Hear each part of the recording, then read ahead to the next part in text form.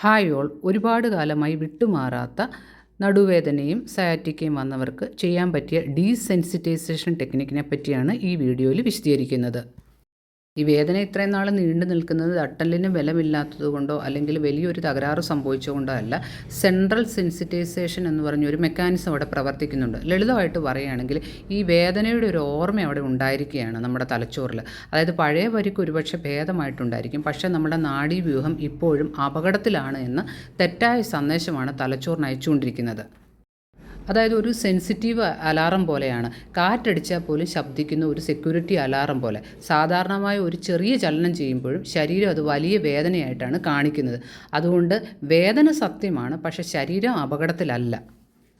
അതുകൊണ്ട് ഇങ്ങനെയുള്ള രോഗികൾക്ക് ഫിസിയോതെറാപ്പിയിലെ മറ്റു ട്രീറ്റ്മെൻറ്റ് പോലെ ഡീസെൻസിറ്റൈസേഷൻ ടെക്നിക്ക് വളരെ പ്രയോജനപ്രദമാണ്. അതായത് ഈ അമിത സെൻസിറ്റിവിറ്റി മാറ്റാനായിട്ട് നമ്മൾ ചെയ്യുന്ന ഒരു രീതിയാണിത്.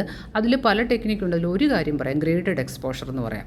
അതായത് വേദന വരുമെന്ന് വിചാരിച്ച് നമ്മൾ ഒഴിവാക്കിയ ചില കാര്യങ്ങളുണ്ട്. അപ്പോൾ മുന്നോട്ട് കുനിഞ്ഞ് എന്തെങ്കിലുമൊക്കെ ഒരു വസ്തു എടുക്കുക, അത് ചെറിയ അളവിൽ പോലും ചെയ്യാനായിട്ട് നമുക്ക് പേടിയാണ്.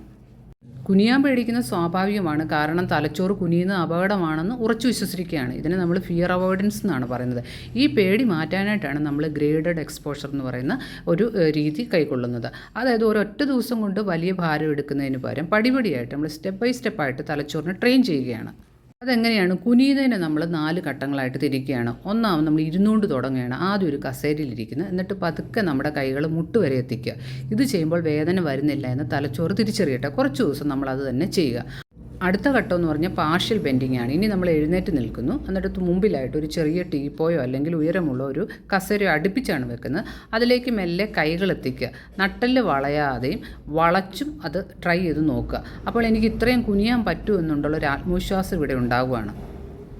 എനിക്ക് വേദന എടുക്കുന്നില്ല എന്ന് തലച്ചോറ് പതുക്കെ തിരിച്ചറിഞ്ഞ് തുടങ്ങുകയാണ്. ആ അലാറമാണ് നമ്മളിപ്പോൾ ഇവിടെ സാവധാനം പഠിപ്പിക്കുന്നത്.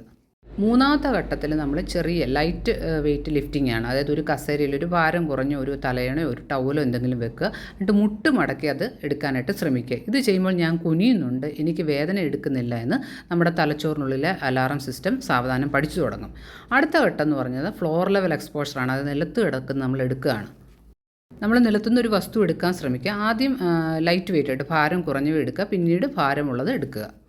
ഇവിടെ നമ്മൾ നാഡീവ്യൂഹത്തിന് പരിശീലിപ്പിക്കുകയാണ്. ഓരോ ഘട്ടവും നമ്മൾ വിജയകരമായിട്ട് പൂർത്തിയാക്കുമ്പോഴത്തേക്കും തലച്ചോറിൽ ആ പഴയ വേദനയുടെ ഓർമ്മ മായുകയും കുനിയുന്നത് സുരക്ഷിതമാണെന്നുള്ള പുതിയ സന്ദേശം അവിടെ നിലവിൽ വരികയും ചെയ്യും. ഇതിനെയാണ് ഡീസെൻസിറ്റൈസേഷൻ എന്ന് പറയുന്നത്. ഇതിന് പല ടെക്നിക്കുണ്ട്. അതിലൊരു ടെക്നിക്കാണ് നമ്മളിവിടെ എക്സ്പ്ലെയിൻ ചെയ്തത്.